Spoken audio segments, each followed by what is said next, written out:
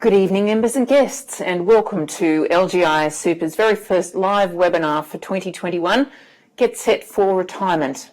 My name is Kate Farrar. I'm the Chief Executive Officer of LGIAsuper, and with me today is John Mulcahy, our Advice Manager, and Troy Rieck, our Chief Investments Officer.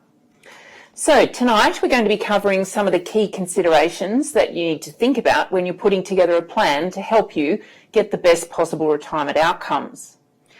During the first few minutes of tonight, John's going to take you through how much you need to retire comfortably. Then Troy is going to help us with an investment and market update. We'll return to John, who's going to cover off how to build wealth, the age pension, and how to get the help that you need to build your retirement plan. Finally, I'm going to provide you with a brief update on the progress of our merger with LGIAsuper. We expect the presentation to take around 50 minutes tonight, and at the conclusion there will be an interactive Q&A session. So at any point throughout the webinar tonight you can lodge a question by clicking on the little blue hand on your screen. We will address as many questions as we can get to tonight, but rest assured, if we don't get to yours tonight, then we'll follow up with you in the days to come. I'm now going to hand over to John. Thank you, John. Thanks, Kate, and thank you all for joining us tonight. Well, retirement can be very daunting for many people. And it's no wonder. You're going from 40-odd years of relative certainty, regular pay, and basically being in control, and moving into a period of uncertainty, no pay, possibly having to deal with Centrelink for the first time. So it's any wonder that it can be a period of anxiousness.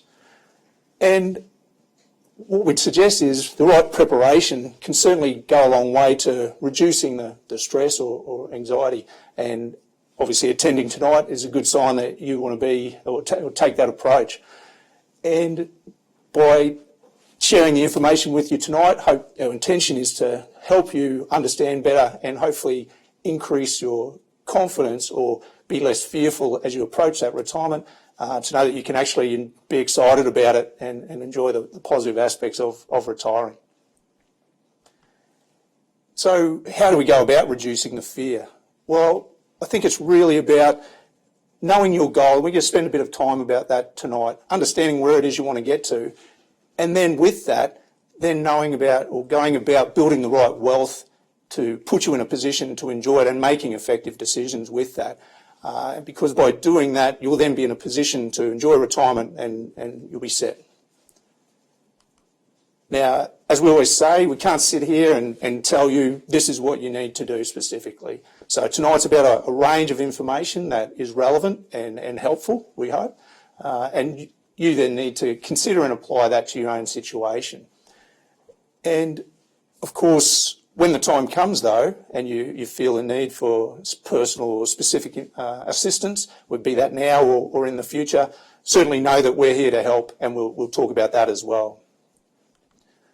Following on from the session tonight, you will receive an email, so please keep an eye out for that, and we'll share a bit of a workbook with you. It's not overly complex, but it will capture a lot of the information that we're sharing with you tonight, and also ask a few questions that you can use for yourself to understand maybe where you are at the moment and what steps you might need to take next.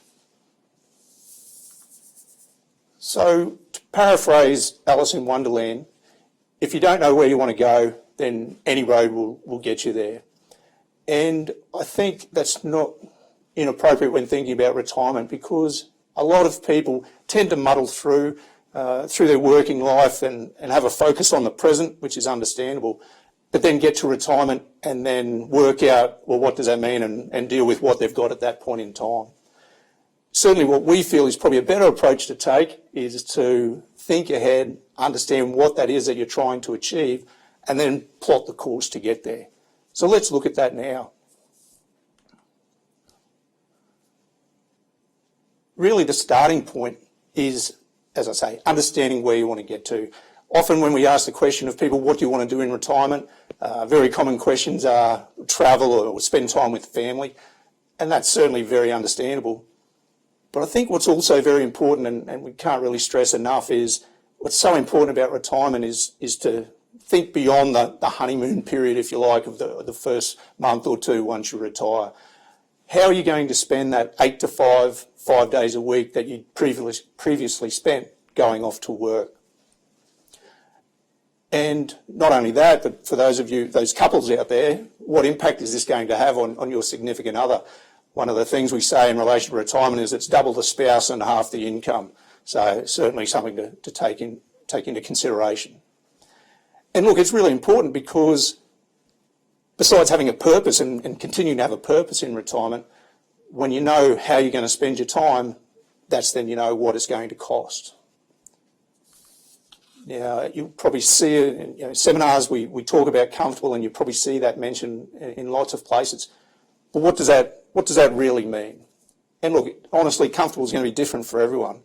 But to try and give you a bit of an indication, there's things like, or common themes are the ability to eat out, go to restaurants frequently, be able to afford to do those home improvements throughout retirement, maintain that private health insurance, so that you can get the knee replacements done when you want and not when the health system says that you're going to need to. Being able to continue to afford to the entertainment you enjoy or sporting pursuits or hobbies. Maintaining a reasonable car throughout and maybe replacing that throughout retirement as well. And then, of course, being able to afford modern technology and household luxuries and running them throughout retirement. So it's really the extent to which you want to participate in these type of activities or interests that's going to determine how much you're going to need week to week or year to year in retirement. But as a starting point, ASFA does some work for you. So ASFA is the Association of Superannuation Funds of Australia, and they regularly survey retirees. And they've come up with these numbers that you can see on your screen. So for singles, it's currently around about $44,000 a year, and for couples, about $62,000 a year. Now, those numbers might be right for you, but certainly the thing to, as I was just talking about, understanding your own activities and interests to determine how it might vary. And I really do encourage you, if at the moment you're not sure, all you know is that there's nothing left at the end of a pay cycle, to really look at your cost of living and know where that money's going. And then consider, well, what's going to change when I stop work? Are those expenses going to go down, which people often think and might well be the case, but conversely will actually go up because of different interests and associated costs. But as I say, if you're not sure where to start, this can certainly be a good starting point. But remember, what you're comfortable is relative to you. So for you, it might be $30,000 a year. It could be $100,000 a year. So that's really the starting point. What is that cost of living going to be? Because once we know that, then we can work out, well, how much do I need to retire? So when can I stop working? So that's what we've attempted to do for you here, to give you a bit of an idea based on whether you're looking at government support or self-funding in retirement. Now, where should you focus, or which one could you possibly rely on? Well, here I tend to say, consider how old are you now. If you're close to retirement, and certainly if you're close to your age pension age, which is 66, 66 and a half or 67 for people, then maybe looking at the age support numbers are potentially appropriate for you. But of course, and hopefully I can see through the lens, many of you are way too young to be thinking like that. So the further away you are from retirement, then I really do encourage you to look at the self-funded or consider that. And again, the reason for that, that's not to say that there won't be an age pension when you get there, but by having a focus in that area allows you to build a buffer. And that will then mean that over the 10 or more years until you plan to retire, allow for any changes that might be made by future governments in relation to the age pension. We'll come back to age pension a little bit later on, but certainly that's not the main focus of this evening. A couple of little warnings, I guess, here just before I do move on in terms of assumptions made here. We are talking about the comfortable numbers that we used before from ASFA, so 62,000 for the couple or 44,000 for singles. But we are also saying an exact retirement period of 20 years. Now, if you're sitting there and you've still got or have parents who lived in their 90s, well, you might well be looking at a funding period of greater than 20 years, and that certainly shouldn't be ignored. So we're also assuming that the funds are totally used up after that 20-year period. if you have a home, you'll still have the value of the home, but the investment assets or your super are assumed to have been consumed. And in terms of how you invest, middle of the road or medium type balance of fund has what's been assumed there. Now, just before we move on, thank you for anyone who's joined us since the start of the evening, and welcome. As we go along tonight, we definitely are interested in any questions that you might have, so please send them through as we go. We will do a question and answer at the end. There should be a blue hand icon, so just click on that and send those questions through. So really the next question, now that we understand the type of retirement we want and how much money we need, is how do we get there? And for most people, I would argue that super is the most likely solution to that problem. And even though the government certainly does a pretty good job of making it seem complicated, super is actually a pretty simple concept. And that's because what you have at retirement is going to be the result of two things. And that's how much you put in and how you choose to invest it. And let's start with looking at that investment piece now. Now, I'm sure you'll agree that the last 12 months have been probably as far from normal as you could expect. And that certainly has an impact on investment markets. And in preparing for tonight, I thought of that saying that when everyone around you is losing their heads, make sure you keep yours. And I think in passing over to Troy now, what we have in Troy is someone whose head is well and truly attached to his shoulders and has been just the right person for that period of time. So I'm very glad that Troy's able to be with us again tonight, and over to you, Troy. Thanks very much, John, and good evening, everyone. Thank you for your time. We've prepared some slides here this evening to illustrate our discussion, but what I'd really like to do is to answer your questions. So if there's something you'd like to know about the investment program here at LGIAsuper, feel free to click on that little blue hand at the top of the screen and send your questions through. Let's just have a look at the year so far. Well, the COVID-19 vaccines are finally here and not a moment too soon. Most of us have struggled with the impact of COVID-19 upon our daily lives in the last 12 months, and it's easy to forget just how different our lived experience here in Australia has been compared to many people in the rest of the world, including folks in advanced economies like the United States and the United Kingdom. The chart that we're looking here on your screen shows new infections and deaths over a rolling 7-day period across the globe. And it's really so different to what we've seen here in Australia that sometimes it can be hard to contemplate and to take that in. The sooner we can get that vaccine program rolled out, the better our chances are here of maintaining a more normal lifestyle with the obvious positive impacts on health outcomes, both physical and mental health. And with that vaccine program in place and the economy bouncing back, the best possible outcome here is a greater increase in people maintaining jobs. The chart that we're looking at here shows underemployment rates. That is, people who are either outside of work and would like a job, or those who are currently employed and would like more hours in their current piece of employment. Now, that rapid fall you can see here on the right-hand side of the chart demonstrates just how quickly the economy has been coming back. We're now reaching levels we saw in the middle of the last decade. But you can also see that there's still plenty of room for this indicator to fall further. And so we shouldn't get concerned at the present time about the risk of inflation. And in fact, the further we can push the economy here and get more people working, the better off we're all going to be. So with the economy bouncing back and confidence returning to financial markets, investors have started to re-examine their forecasts for corporate profit growths. That is, how much money do they think companies are going to make this year and next year? And with a stronger economy and a little bit of inflation returning, corporate profit growth expectations have been rising. We're right in the middle of corporate earnings season at the present time, and it's been a good outcome. In fact, it's been much better than people had been hoping for. And a natural response to that positive surprise is that share prices have been going up. The two charts that we're looking here on the page show the S&P 500 index, which is the big share market in the United States, and our own ASX 200 index there in the bottom right-hand corner.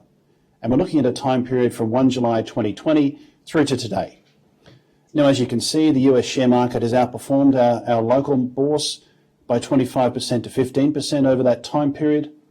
But as we see stronger economic growth and inflation coming through the global economy, this should be really good for old-fashioned mining companies and traditional banking entities. And we've got lots of those here in Australia.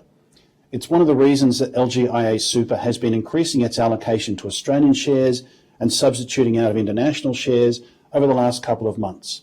We've also been increasing our allocation to emerging markets. We can see this growth in confidence in the financial market recovery and the economic recovery in other indicators. You can look at the exchange rate, for example, where the Australian dollar is trading close to 80 cents against the US dollar. Or you can look at the yield on government bonds, which are up almost 70 basis points this month alone. It's been an amazing month to watch. But you can also see them in commodity prices. We've previously discussed the impact of iron ore and metallurgical coal. Today we're looking at two other charts. Here in the top left-hand corner, we're looking at the price of oil. This is Brent crude. And there in the bottom right-hand corner, it's the price of copper. Now, some of the price appreciation in oil in recent times is associated with this intense cold snap that's currently freezing Texas. But you can see that the oil price has been rising since May last year, and rising quite sharply since November last year in particular, when the vaccine programs were first announced. The copper price down in the bottom corner there is close to a 10-year high. Now, copper is often referred to as the metal with a PhD in economics because of the strong positive correlation between copper prices and economic outcomes. Well, if Dr. Copper has got his forecasts right again, we can certainly appreciate and expect greater economic outcomes over the next few months. And that's certainly what we're hoping for here as well. So with all of this positive news, is there anything that investors should be wary about or be watching at the present time? Well, one of the things that we're watching here with a wary eye is some signs of speculation in markets. And I've shown a few of them here on the screen. The stock that increased by the most last year on the ASX 200 was the Buy Now, Pay Later stock Afterpay. It's become a market darling, and it's gone from a stock that no one had heard of to being a top 20 entity and part of the ASX 200 benchmark, a 1,000% increase in calendar year 2020 alone. Another stock that had a rip-roaring 2020 was Tesla. Tesla increased by 600% last year, just before it was allocated to the S&P 500 index in mid-December. It then saw a further 25% price appreciation, but it's given all of that back in the last 2 weeks. Now, Tesla has a direct connection to my favourite speculative asset, which is Bitcoin. Elon Musk, who may be the Tony Stark of real life, has just purchased $1.5 billion worth of Bitcoin and allocated it to his corporate treasury and replaced some of the cash on the balance sheet at Tesla. Now, when that deal was announced, both the Tesla share price and the price of Bitcoin went up. Bitcoin itself has had a tremendous appreciation, increasing by 400% in the last 6 months. But it's also had two important corrections in recent times, which you can see here in this chart in the bottom right-hand corner. There are other signs of speculation in markets. Some may have heard of this short squeeze in the stock called GameStop. GameStop is essentially the blockbuster video of computer games. It increased by 400% in a very short period of time and then fell by more than 80%. Last night it was up a lazy 100%. So there's lots of good news out there about the economy, about financial markets, about the vaccine program and health outcomes, but there are also some signs of some growing speculation in markets. So most importantly, what does all this activity mean for you as a member of the fund? Well, I'm very pleased to report to you tonight that the share price appreciation that we're seeing is having a very positive impact on member outcomes, and that's what we really care about. For those of you who are invested in our growth-oriented strategies, whether that's aggressive or diversified growth or MySuper, we invest between 50 and 65% of that money into share markets. So given that our share portfolios are up between 14 and 16.5% for the financial year to date, and I should emphasise, the figures on this screen here are after investment fees and taxes have been deducted and the 18 basis point administration charge, but before the $1 per member per week charge has been deducted. You can see that the impact here has been very, very important and very substantial. Even for our more conservative options there in the bottom left-hand corner, members are seeing price appreciation, and that's what everyone wants to see. The property option has struggled, but it's delivered a positive return so far, and that's because of two things. Property assets, in particular shopping centres, have struggled during COVID-19, but it's also this ongoing impact of online shopping, the so-called Amazon effect. Even our most conservative options, cash and fixed interest, have delivered positive returns for the financial year to date. And if you're a pension member of the fund, well, congratulations, your returns are even higher than that.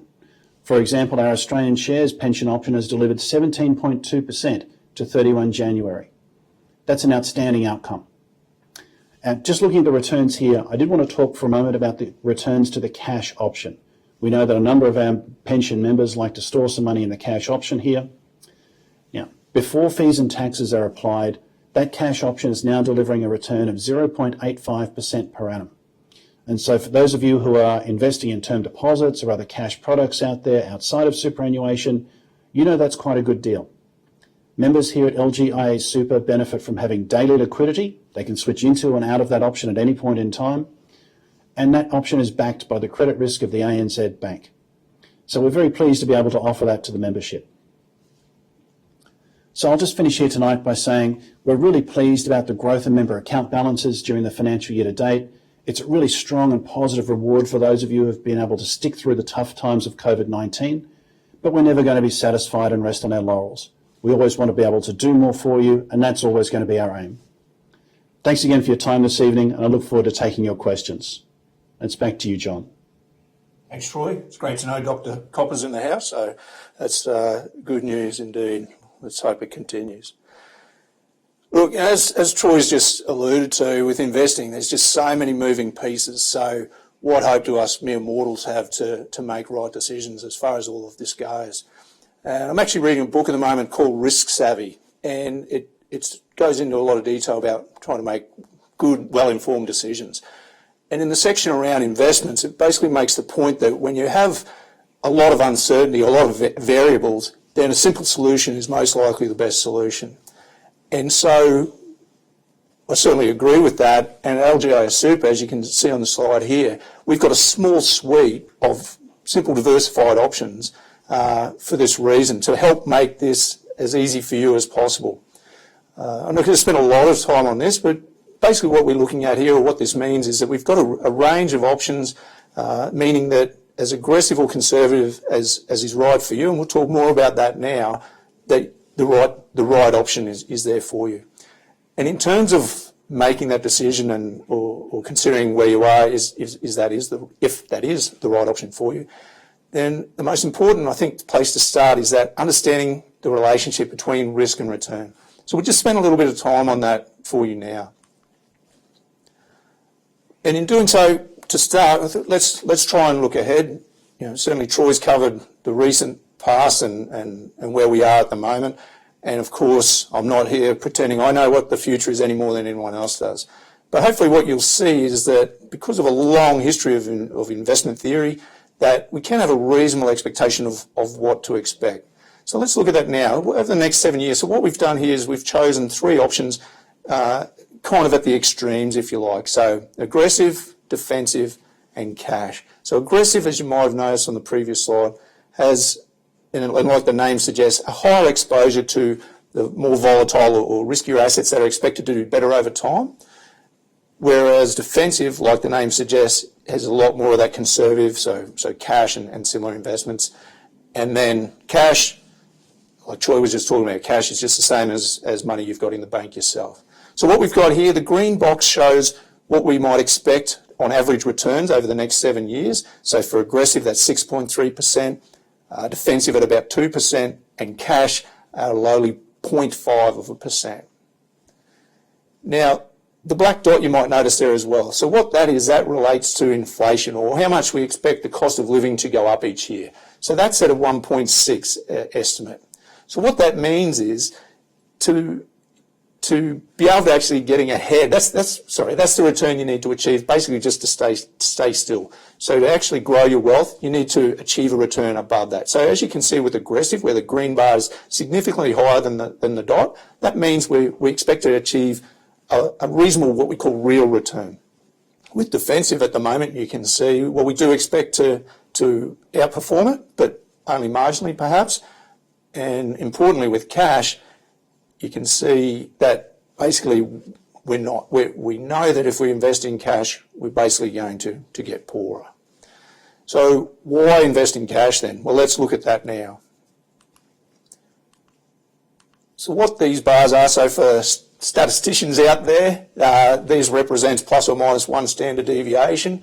For normal people, what that means is that we expect most outcomes to occur within this band. So again, for aggressive, that means most returns over that period of time we would expect to fall between 17% positive to around minus 5%.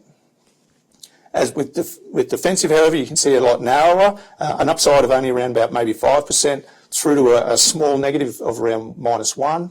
And with cash, well, a really tight, as you're probably hearing in the news, we're really not expecting that to go too far. So around 0, slight positive, maybe even slightly negative, which is extremely unusual. So the point there being, though, the price of getting a better return is that you need to expect to get higher fluctuation in returns from one year to the next. Now, so again, with cash, why would you invest in cash? Well, look, the certainty of cash is the beauty in it as well. If you've got money that you need this week, next month, in 12 months' time, then knowing that dollar is going to be worth $1 is worth not getting a significant return, or maybe even any return on that dollar. But if we're talking about retirement and money that you might need for 5, 10 or 15 years, then what we do know, and as we'll show you, if you're overly exposed to cash or defensive investments, then you are likely to be putting yourself in a worse position. So it's a really important balancing act that we play. Now, I just said that we don't know what the future is going to look like. So how can we give you confidence that what we're saying here might be somewhere close to reality? So to do that, let's look backwards. So what we've done here, I've picked a 7-year period. I went back quite a way, so I wanted to include the global financial crisis to see, not to just cook the books and show you what we want you to see, but what actually happens when things are bad. So on this slide, you can see each colour represents the annual return that was achieved for that given year. So if we start with aggressive, you can see they range between 18% was the best return that was achieved, and minus almost 17% which was 2009 and the worst year of the GFC. Then, as you can see in defensive, a much tighter grouping, so the best was around about 8% through to minus 0.6. So yes, there was a negative, but really minor, which again, given the magnitude of the GFC, just goes to show that those defensive is true to label and does offer that downside protection. And of course, cash, a really tight grouping there. So really one of the key points I want to make there is that the shape, hopefully you realise that the shape that we show you here from the actual outcomes of the past represent what we expect. So yes, as I said, you're not going to get that same return each year. What you are going to get is variation. Now, with that minus 17, that again, statistically speaking, that is somewhat of an outlier. We don't expect to get those regularly, but again, it is normal, it will happen from time to time. But you can see out of those 7 years, 5 of the 7 were positive, and most of those were very strongly positive, and we'll show the impact of that in a moment. But what about the periods where there's no GFC? So then I've also used this period of time that fell in between the GFC and the COVID correction that we had last year to show you what can happen in more or better times, I suppose you might say.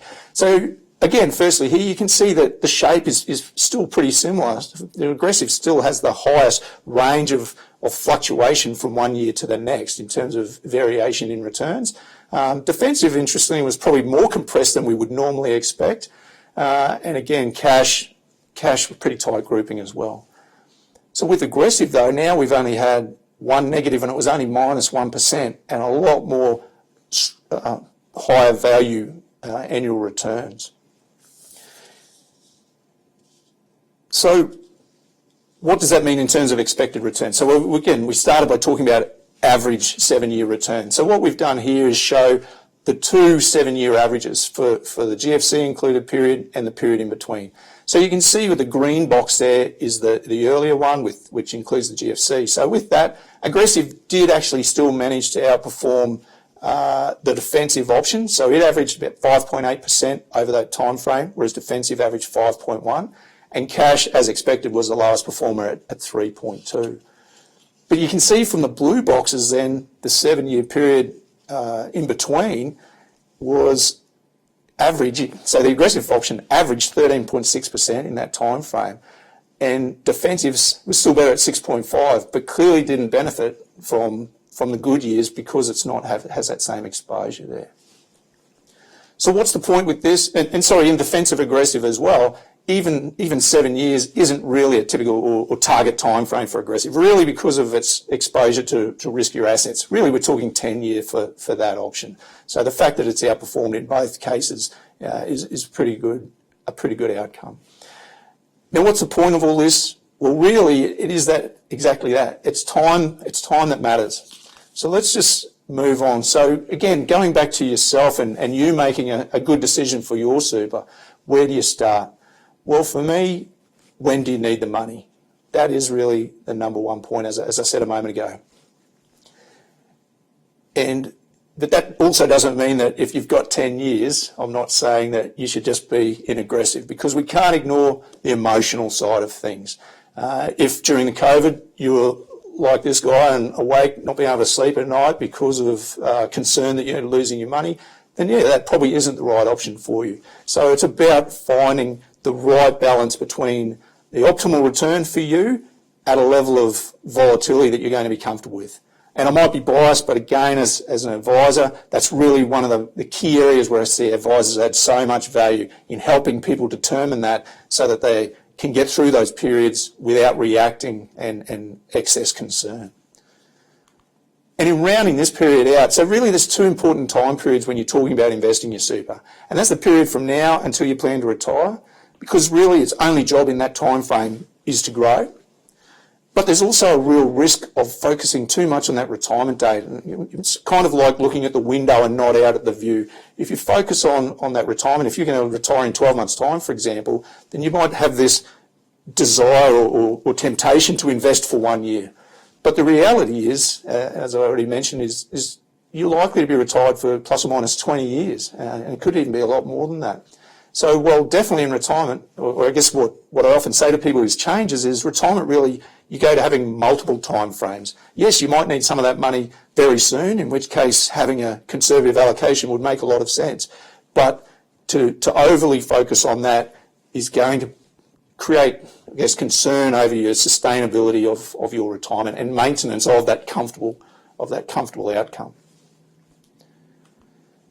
So, look, thanks again for anyone who's joined us along the way. We appreciate you being with us. We are going to do a question and answer at the end of the session, so please continue to send any questions through. Use the blue hand icon to do that.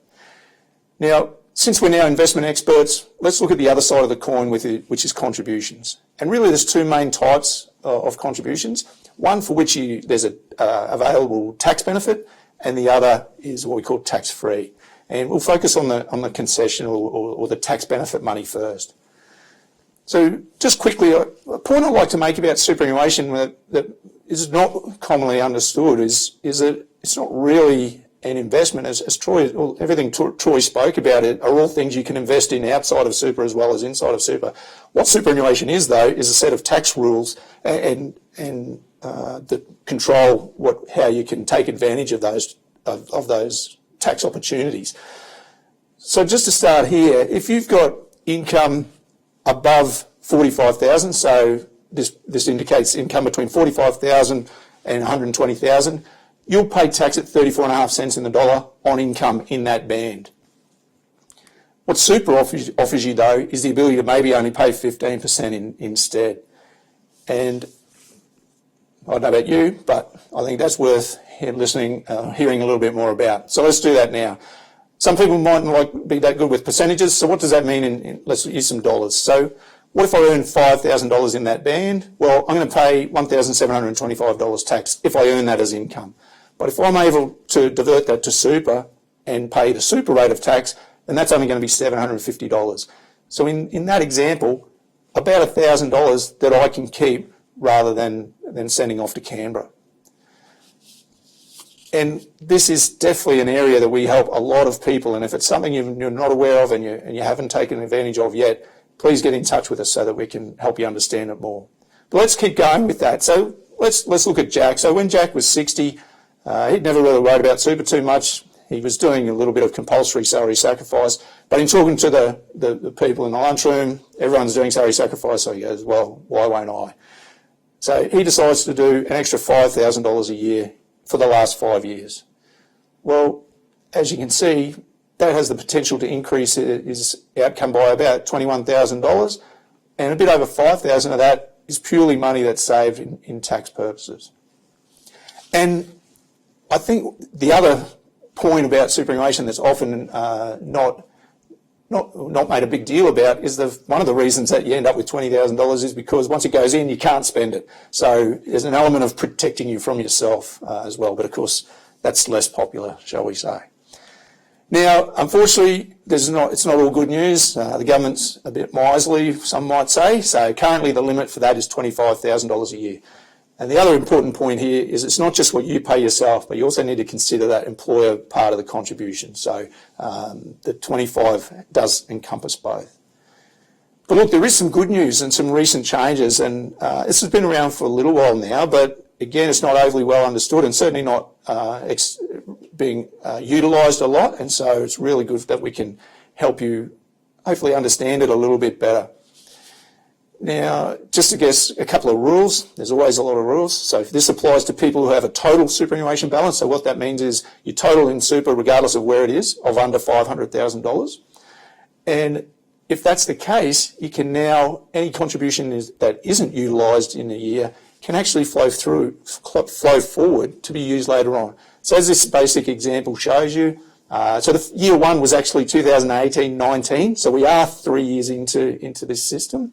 So if in the first year I had a total of $10,000 being contributed, then $15,000, which previously would have been lost, now goes into year two. So in year two, I now actually have $40,000 I can utilise. If I just do 10 again, another 15. So year three, now I'm at $55,000 that is available to me to use.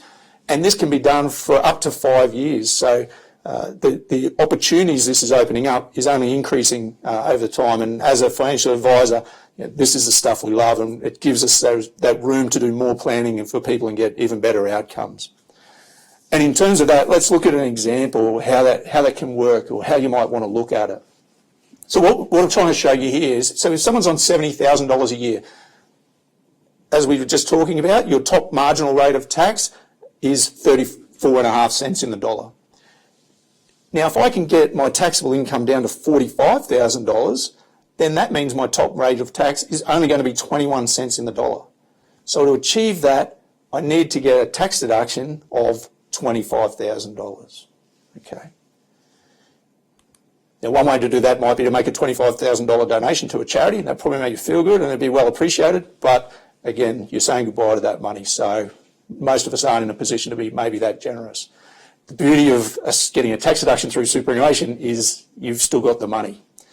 So let's look at it here. So in this example, I was already doing 6%, so I had $4,200 going in. So to get to that $25,000 deduction, I need to put an extra $20,800 in to round out my deductible contributions to that 25. Now, as I just mentioned a moment ago, we can't ignore the fact that I've still got employer contributions going in. And so in this case, $8,400. So that means what I need to achieve what I want to achieve, I need a total of $33,400 to be able to be contributed to super this year. Now, in the recent past, that would have just been bad luck. But as I was just showing you, because of this carry forward, I'm actually in a position to do it this year. So if we go back to our table, you can see, because I haven't done this before, the last 2 years, each year I had $12,600 in total contributions going in. So that means at the start of this financial year, because of the 25 and the carry forward, I actually had $49,800 available to me this year. So doing $33,400 is no problem at all. And I still have surplus to carry over next year. So if I'm still working next year, there's no reason I can't repeat the strategy. So they're the kind of things that are available to us now to help our clients, help our members like yourself. So is it worth it? Well, again, let's go back to what the potential saving is in this example. So as we said, if we do nothing, that $20,800 I'm still going to receive in the hand, so I'm going to pay marginal rate of tax, which is $7,176. If that goes into super, the 15% rate is only $3,120. So in this example, I'm saving $4,056.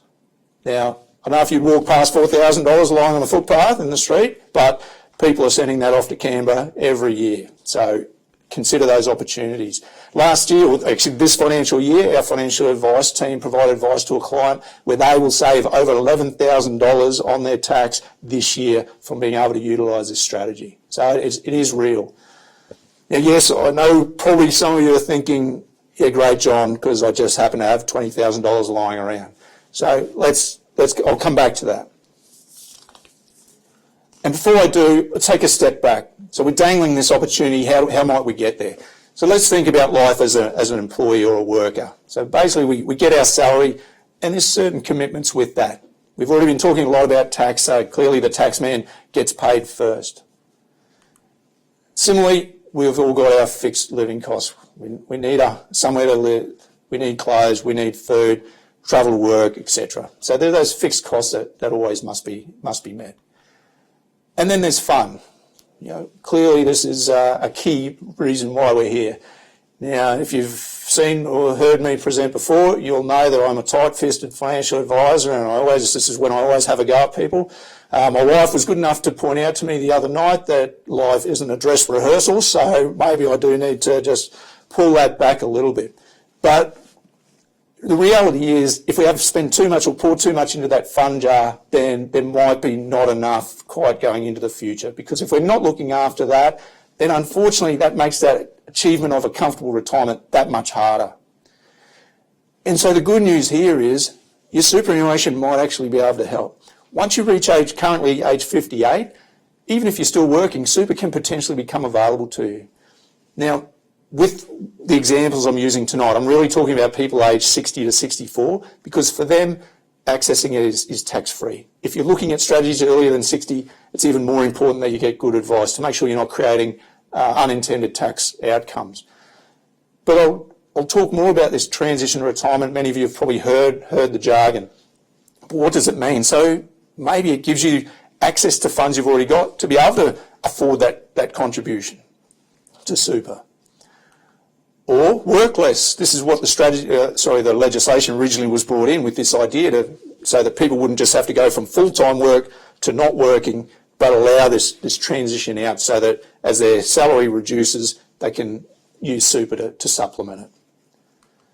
Then there's also debt repayment. We still see, and it's not uncommon for people as they approach retirement, they maybe still have some mortgage or other debts or wanting to do some improvements. So maybe it's a way of getting cash flow to be able to do that. And lastly, from an estate planning perspective, which more and more people are interested in when we raise this, and I'll come back to that point in a moment.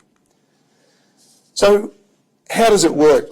Well, nothing much changes really. It doesn't affect your relationship with your employer. What happens is you take a big chunk of the money from your standard account or your accumulation account and create your transition retirement account.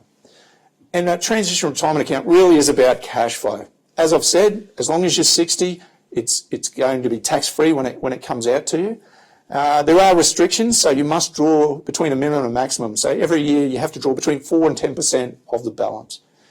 But in accessing it, you're then in control of what you use it for.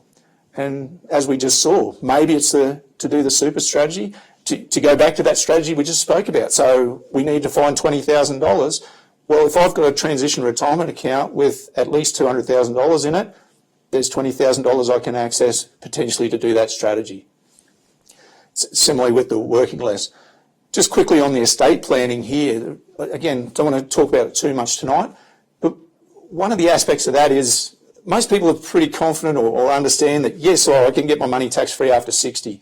And it's more when you pass away. So again, if it's going to certain people, and certainly a spouse is that situation, then it may be tax-free. But for singles or the last member of a spouse, there's generally taxable money involved, and that will be taxed if it's paid to people like independent adult children and the like.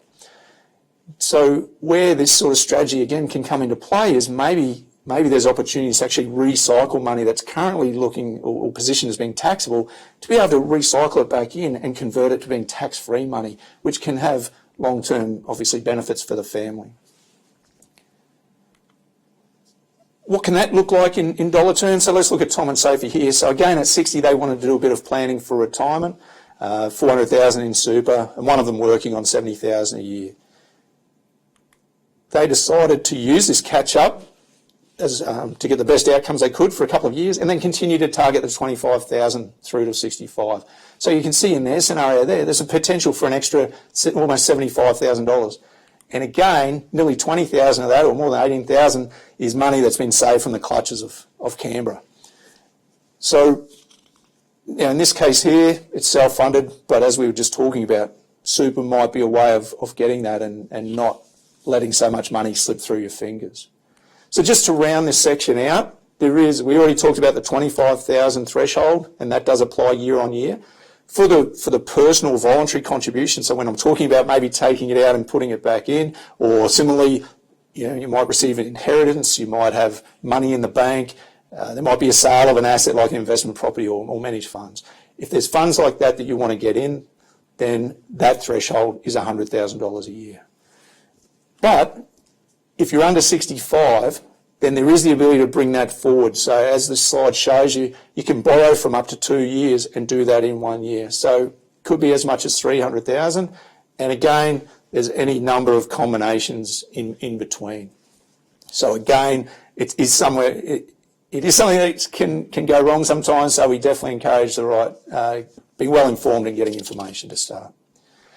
Now, just before we move on to questions, I know you're all too young, as I said earlier on, to be thinking about the age pension, but just to close that out with the link between possibly super and the age pension for you. And again, you don't have to necessarily scribble madly here. These details are going to be in the workbook that you can access. When you get to your age pension age, then there's a couple of tests that are applied, and that's income and asset tests. Income test generally only applies if you're still working. But just on that is if you're a part-time or casual, there's every chance that you might still have an entitlement. And that's something we've seen where people think, oh, well, I'm working or my spouse is working, therefore I have to wait till they finish. Not necessarily the case. So really look into it if that's you. But then the one that mostly applies, definitely once you're fully retired, is the asset test. So the numbers here are those at which point you stop being entitled to anything anymore. Now, if you are entitled to the full pension, these are the amounts that you're entitled to. So what does that mean relative to a comfortable retirement? So let's just look at that really quickly here. The relationship between comfortable retirement, self-funding and the age pension. So the colours here, the blue bars indicate the pieces that you need to self-fund.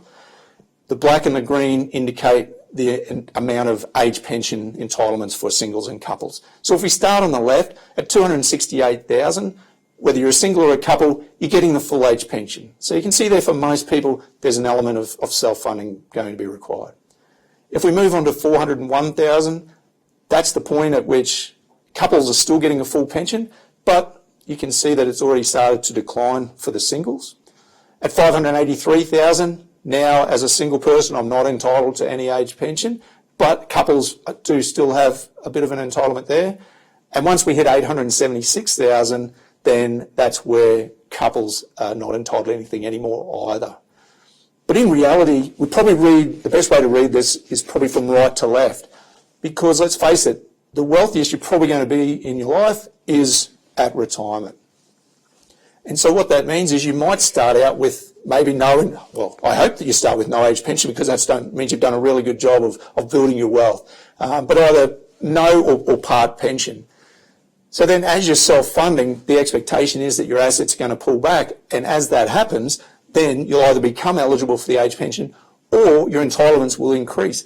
And obviously when that happens, then the amount you need to draw on your own money reduces. So you sort of get a flattening, I guess to use COVID, flattening of the curve. So you preserve more of your money and get more from the government. So just keep that in mind. Like I say, it's a long way off, but that's the relationship, I suppose, between the two. In rounding out this section then, super, why is super so good in retirement? Because it can provide such a good, simple solution for you. When you retire, we've already said, if you're over 60, you can access the money tax-free. Even better than that, once you're retired, you can start a retirement pension account, and that means the investment, as Troy already spoke about earlier on, those investment earnings are tax-free as well, which means you're likely to get a better return on your money throughout retirement. You've still got the cash flow, but also the other benefit is the limit gets pulled. So there's no upper limit anymore. And so lump sum access or significant regular income is available to you. One warning here I do like to make is that there are some circumstances that you wouldn't want to maybe start one, and that's typically tightly related to government benefits, couples, and maybe if you're underage pension age and disability support pension and the like. So again, in those circumstances, certainly seek advice.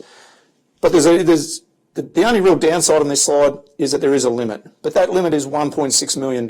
So until you get to that point, there's probably not too much to worry about. If you're a couple, that means it's $3.2 million. So what a great goal to have. And then more good news, you're retired now, so again, if you're over 60, the tax buck jar goes away because, as I was just saying, you can receive it tax-free. And good news is the future's now. So it's really just having fun and meeting those fixed expenses that you have to worry about. And like I said, maybe the government's going to help you with that by chipping in with some age pension. So in bringing my section to a close, really it's about visualising that retirement, know where you want to get to, look and understand how you're investing, and then consider how you're contributing and the nature of your accounts, and are all those things working together to get you to that outcome. Importantly, as I alluded to, we can help you with advice. So, super is simple, but it can be, once you get into the nitty-gritty, it can certainly be tricky as well. So if you want to stress less, if you want to beat the tax man, if you want to get government benefits, and if you want to protect your family and your future, then we've certainly got the people to help you. So when the time's right, get in touch. Make sure you're registered for Member Online so you can get on and understand easily where you're at the moment. And when you get that workbook, take the time to have a look and reflect on that. So with that, now I'll pass back to Kate, and I look forward to taking some questions in a moment. Thanks, Kate. Thanks very much, John. And I love the idea that the future is now. So I hope that you found that as informative as I did, and hopefully you've now got some great tips for managing your super in retirement. If you've just recently joined us, then my name's Kate Farrar. I'm the CEO of LGIAsuper, and with me we have John Mulcahy, our Advice Manager, and Troy Rieck, our Chief Investment Officer. Tonight we've covered getting set for retirement. Very soon we're going to be taking questions. So if you haven't already done it, then please click on the blue hand on your screen and lodge your questions, because we really want to hear from you. Before we start taking your questions though, I'd like to give you an update on the progress of our merger with EnergySuper. So you may recall that back in December we informed all of our members that both LGIAsuper and EnergySuper boards had signed a binding heads of agreement to undertake this merger, and that agreement followed a due diligence process that uncovered that there were really clear benefits for members of both funds for undertaking this merger. So to think a little bit about what some of those benefits might be that you could expect to see from the merger, over time they'll include lower administration and investment fees, and again over time enhanced products and services. Those member benefits will be combined with the continued genuine focus that you have now from us on understanding all of our members' needs, and the shared vision that both EnergySuper and LGIAsuper have to remain a really personalised and boutique super fund. So it's pretty exciting. The two teams from EnergySuper and LGIAsuper are working together to commence the implementation of this merger. And it's a really interesting and hard-working time, I have to say. Undertaking a merger has a lot of different facets, and some of the ones we're focusing on at the moment is working on how we can combine our default MySuper investment option, which is particularly important for LGIAsuper given how many of you are actually invested in MySuper. Establishing board and organisational leadership and transition planning so we can work towards the combined fund of the future. So I'm very pleased to say that we are still on track for undertaking our merger towards the middle of this year. We will, of course, keep all of our members, employers and stakeholders updated on the progress of the merger as it unfolds and over the coming months. There is also more information on the news section of our website, including some information about who EnergySuper is, and also answers to some of the common questions that we've had from our members about this merger and about EnergySuper's approach. For now, right now, nothing is changing for our members, and throughout the implementation of the merger, you should expect to receive the same great service, personalised service and fantastic performance that you have always seen.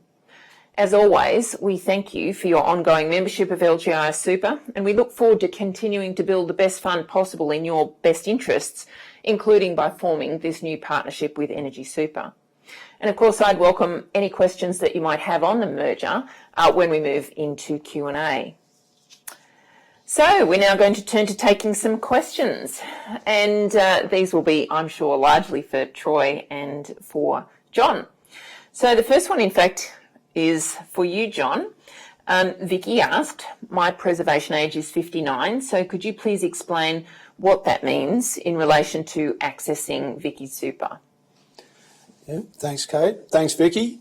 I'll certainly try to do that for you. So generally what preservation means is once you reach that age, so on your 59th birthday, hopefully that's a long way away for you, is that you can access your super in basically the ways we're talking about tonight. So the way in which you access it will depend on if your plan is to still work, or if you're going to be, or if you're already or going to retire. If you're already retired, then that just means basically that money becomes accessible to you. The potential trap there is the taxation before age 60. So if you access it as a lump sum and you're retired, there's an amount you can get tax-free, but above that, there's tax to pay.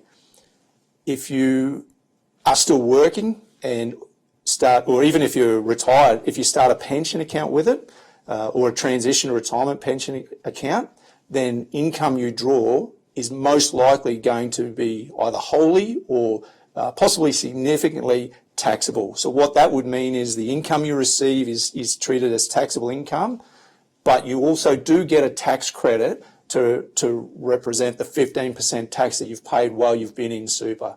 So, so that doesn't mean it's not worth doing.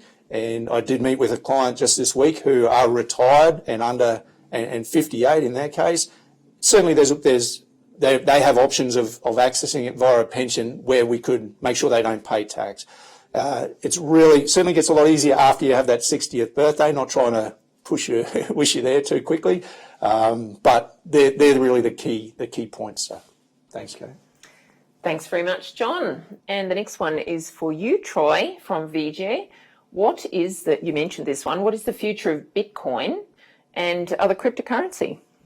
Thank you very much for your question, Vijay.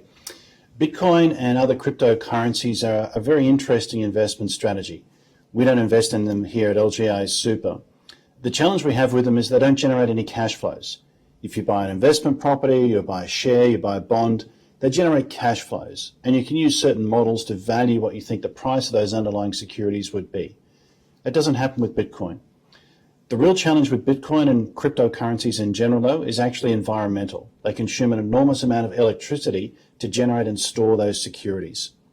So one of the great challenges for those who are supporting alternative forms of monetary exchange is to make sure that in the future we can do this in a much more environmentally friendly way. I'm looking forward to seeing how cryptocurrencies evolve, but at the present time, we're not investors in that particular part of the market. Thanks very much, Troy. So the next question for you, John, and this one comes from Karen. The limit to obtain the catch-up for super is back to only 2018. Is this due to government restrictions? Thanks, Karen. Thanks for the easy question. Yes, that is correct. So that was new legislation that was brought in with effect from 1 July 2018. So it means anything that happened before that was irrelevant. In that financial year, how much was contributed? So if you happen to be doing 25 in that year, but hadn't been previously, then there may be no carry forward for you. Just on that, MyGov is very good, or is that the right word to use, is getting really good at being able to track superannuation related things like total super balance, available limits for caps. So definitely check that out. And but yes, that is the start because of legislation commencing in that year. Thanks, Kate. Thanks very much, John. Another one for you, again from VJ. So this is about the asset test. Is the asset test cash only or is it property inclusive? Thanks, VJ. Good question. It is everything pretty much. So the easiest way to look at asset test is to look at what's not an asset. And basically what's not an asset is your home that you live in. And I didn't talk about it tonight, but the money in a superannuation account if you are not yet pension age. So if you're 60, even if you're retired, that money's in an accumulation account, it's not going to count. And that does give us opportunities to do strategies for particularly couples. But yes, so what is an asset? An asset is definitely superannuation if you're age. So let's say if you're pension age, all superannuation is an asset. Money in the bank is an asset. Shares, investment properties, even a value on your home contents is an asset. The value of your car is an asset. So even lifestyle type assets, if you've got significant collectibles, they're really assets as well. The good thing with how the government applies the asset test to lifestyle assets is a realistic approach. What would you get? So if you've got a car, what would you get if you had to sell that car today, bottom trade-in price? Well, they're realistic in terms of the pricing or the valuation they put on those things. So, yep, the best way to look at it is everything's included except your home. There's some other minor exclusions around things like funeral bonds and the like, but the key ones are the home. Yeah. Thanks, VJ. Yeah, thanks very much for that. Thanks, John. So I'm going to answer the next one, quite exciting for me. This one comes to us from Lynn. Will the federal government be allowing a third year of being able to access $10,000 out of the super fund? And so this is a question around early release. The early release scheme was obviously set up during COVID, and at that period of time, there was an access to super to support people who were really poorly impacted by COVID, losing the job, reduction in hours, that sort of thing. So there was obviously the ability to take $10,000 out at the end of last financial year and then another $10,000 this financial year.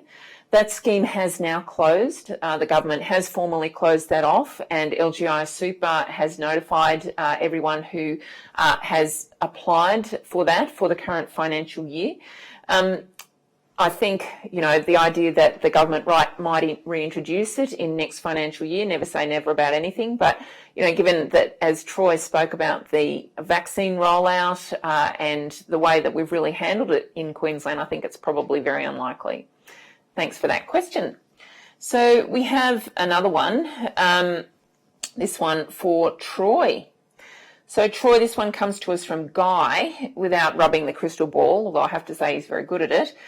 Do you think in the next 6 months investment decisions that we should be leaning towards aggressive? That's an excellent question, Guy. Now, I should preface my answer by saying I obviously can't provide personal advice. I'm therefore only going to speak in terms of investment markets. We're looking at a very wide range of potential outcomes over the next 6 months because in the context of a program we build here for 10 to 30 year investment timeframes, 6 months is actually the blink of an eye. What we're hoping is that with the vaccine rollout and further strengthening in the economy, we see further evidence of corporate profit growth, a recovery in property prices, further strengthening in credit markets and in infrastructure assets as well, which is our favourite investment strategy at the present time. We're therefore hoping that positive market conditions result in higher account balance for members, but as always, there's going to be market volatility, and providing forecasts is perhaps the most dangerous thing to do as an investment professional. Thanks very much for that, Troy. So the next one is for you, John, and this comes to us from Roderick. If we're not currently working, can we deposit the proceeds of our house sale into super? Thanks, Roderick. The answer to that is maybe. There are some rules, so it depends on your age, ultimately. If you're under age 65, then the normal sort of contribution rules that we talked about earlier on, there's no work test under 65, so you can contribute up to those limits. I guess what I should have mentioned earlier on as well, it depends on how much money you've got in super for normal contributions. If you're already at 1.6 million, then no.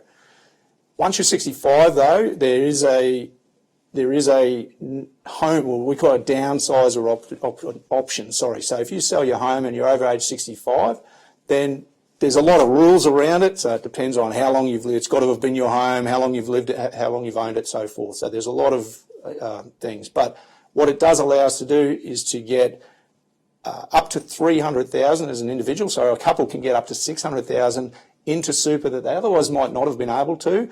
and regardless of how much money they already have in super. So that's been in place for a couple of years now. So yeah, 65 is a key age there.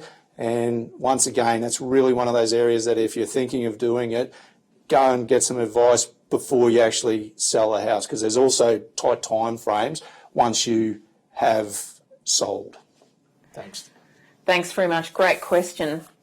Well, thank you, members and guests, for all of your questions. We've done our very best to get through all of them tonight, but we're now out of time. And so if we didn't get to your question, please rest assured that we'll be in contact with you shortly over the next couple of days and give you the answer that you're seeking. So before concluding, we did want to remind you that LGIAsuper is not just there for local government, but is open to everybody. So to learn how your spouse, your friends, your broader family can join and enjoy the same solid long-term growth, personal service and trusted advice that you do, please visit lgiasuper.com.au. LGIAsuper has also been recognised by a range of ratings agencies for the quality and the reliability of our investment portfolio, and having heard Troy tonight, you can obviously understand why that is, as well as the quality of our accumulation and our pension products, our customer service and our member education. And that this, I'm very proud to say, does include multiple nominations for Fund of the Year. We hope that you have enjoyed tonight's presentation.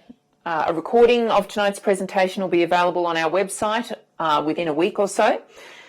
At LGIAsuper, we do have a team of experts just like John who are here to help you obtain the most out of your retirement. So if you're interested in talking with one of them, please call us to arrange a time to review your own personal circumstances. There are going to be some slides following the webinar with information that you might find useful on how we can help you with your superannuation needs. Thanks very much for joining us tonight, and please enjoy the rest of your evening. Good night.